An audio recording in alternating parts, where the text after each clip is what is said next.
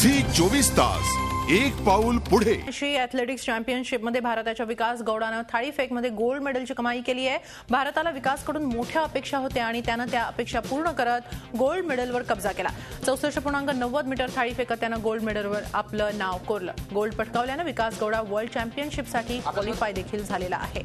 आपण या संदर्भात अधिक माहिती घेऊया आमचे प्रतिनिधी अमर काणे यांच्याकडून। अमर, विकास गौडाकडून खरं म्हणजे चांगल्या कामगिरीची अपेक्षा होतीच आणि त्यानं ती पूर्णही केलेली आहे। काय अधिक माहिती आहे? एकूणच तो आता वर्ल्ड चॅम्पियनशिपसाठी देखील क्वालिफाय झालाय।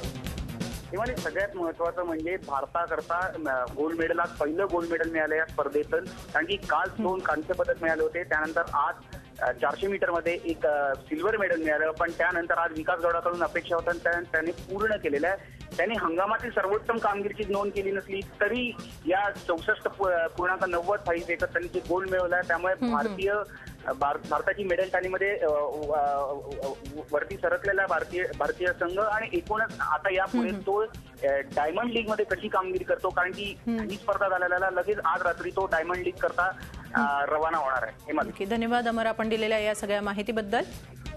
थाळीफेकमध्ये विकास गौडा यानं भारताला गोल्ड मेडलची कमाई करून दिली आहे।